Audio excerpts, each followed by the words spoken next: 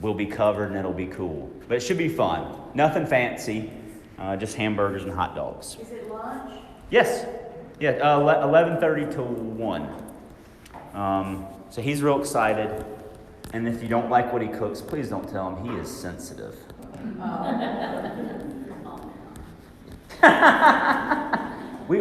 That's true, Mary.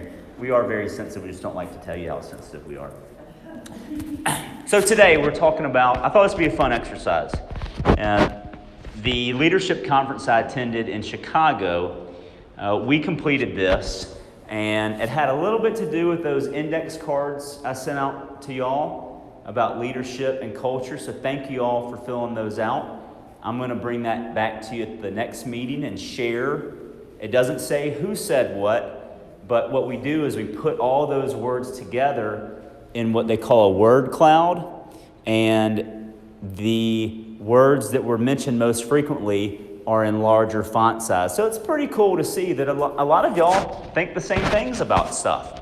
But today we wanted to talk about core values, and first just want to start with a story.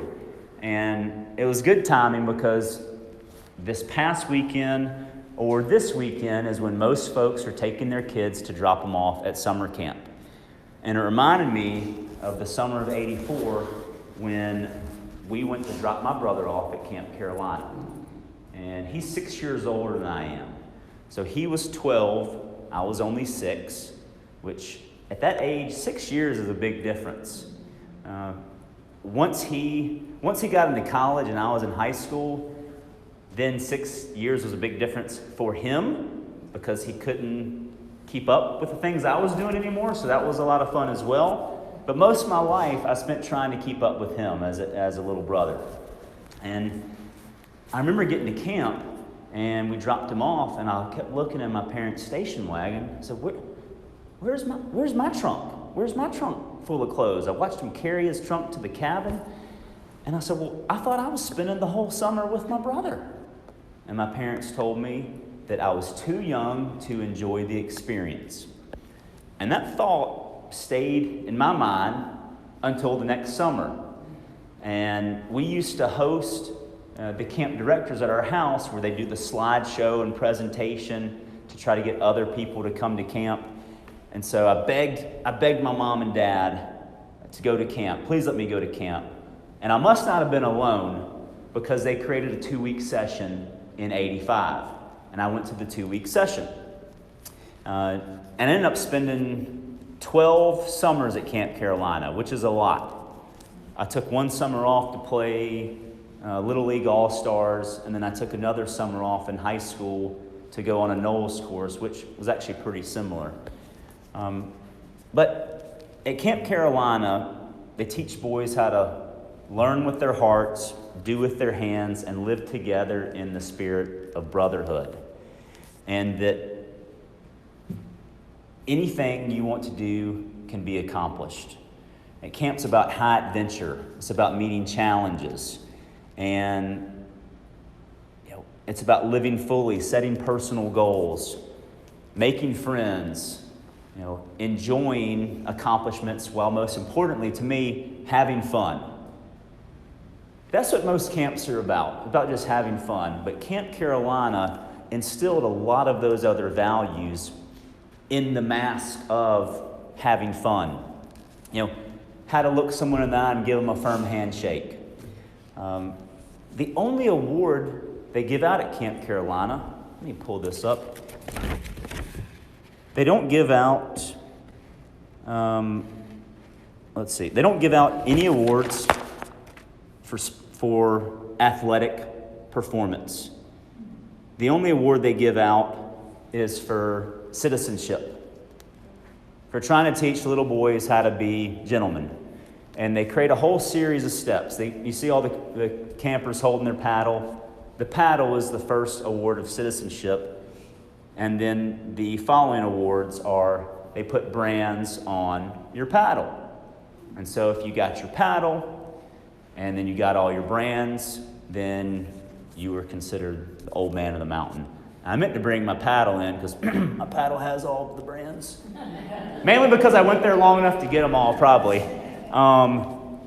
But what I realized during my time at camp is that having fun for me was one of my core values at a very young age, and that anything I was thinking about doing or decisions I was making, I wanted to make sure other people were having fun and that other people were enjoying it, because I knew if they did, that they could learn something too. And that each day I try to plan some kind of interaction or engagement in and around fun. In fact, that's one of the reasons we built this office building, is so all of you could enjoy what you're doing and have fun doing it. To have cookouts on a Wednesday and not be sweltering in the heat in an asphalt parking lot, and to have fun.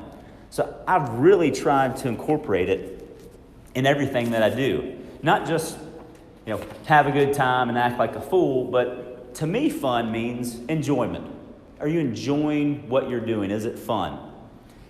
So the question we're trying to get you all to answer today is, what is your core value? What do you believe? So I want you to turn over that sheet of paper, please. I want you to look at the list of core values on this sheet. There's a lot. Maybe there's 30 of them. Does everybody have a pen? I want you to take a couple minutes and I want you to circle the top 10 that most closely align with what's most important to you. What's important to you personally? So just read through the list. There's no rush. Take a few minutes and just circle them. Which are the ones that are most important to you? Okay. Has everybody got at least 10? Okay. All right. From the top 10, cross out the 5 that are probably only in there because you felt obligated to circle them.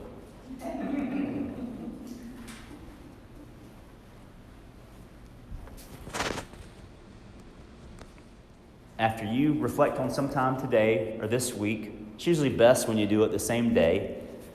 Just take 20 minutes, set aside, and think about a time when you may have first realized this. For most people, it's between the ages of 6 and 12 years old, because when you become a teenager, we don't know what our values are. We're just doing stuff. The body gets really confused. But most of us had some kind of interaction during that time. And in 2 weeks, we're going to share with you some strategies for how you can weave that core value into your behaviors and actions. Because if what we just said is true, if our behaviors, our actions guided by our values, how do you embrace your values to help you make better decisions and behaviors? I thought it'd be appropriate this time to talk about that because we are in the busiest months of our business. And I realized this weekend when I was going through this presentation that my core value of fun and enjoyment could have been devastating to my business. When we first got married and didn't have any kids, I thought it would be so fun to take a month off in the summer and go be a mountain bike instructor, a rock climbing instructor at camp, and just, hey, we don't have kids, I'm self-employed, take a month off.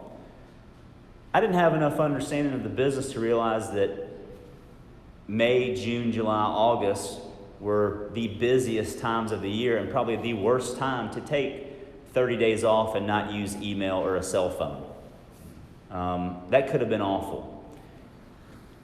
Definitely would align with my core value, and clearly it would have driven a behavior in action. And when you kind of understand those things, you may reflect on doing things a little differently. You may make some positive changes. You may finally decide to stop doing some things that you should have stopped doing a long time ago. But hopefully this exercise helps you understand a little bit more about what you believe is important, and knowing that if that's what you believe, whether you realize it or not, it's driving some of your behaviors and how you think. And that's not good or bad. It's just what you believe. And understanding that can help you make some better decisions going forward. And that's really our goal in the next 2 weeks, is to help you apply what we just did to your business so you understand how it can help you lead a more fulfilling life, more enriching life. And so if I wanted to take the month of June and July off now, what would I need to do to make that happen? If that's really what's going to bring me the most fulfillment in my life, or is taking a month off in the summer to be with your family in the mountains or at the beach, if that's what's really going to drive you, what decisions are you going to have to make now so when that opportunity arises, you can do it? That's why we're all in this business, so we can make our own decisions and do the things we want to do. But you have to understand what really drives us at our core to do those things so that they're meaningful and that you can accomplish them. So that's our challenge for the next 2 weeks. Think about your story. Write it down. Share it with a spouse or a friend if you want. Share it with another agent. See what they think. Or, if you said Reynolds is crazy, I'll give you another copy and go through the exercise again if you don't like what your value is. This is really hard to do, y'all. I mean, it is. Yes, sir. I don't know if you're good.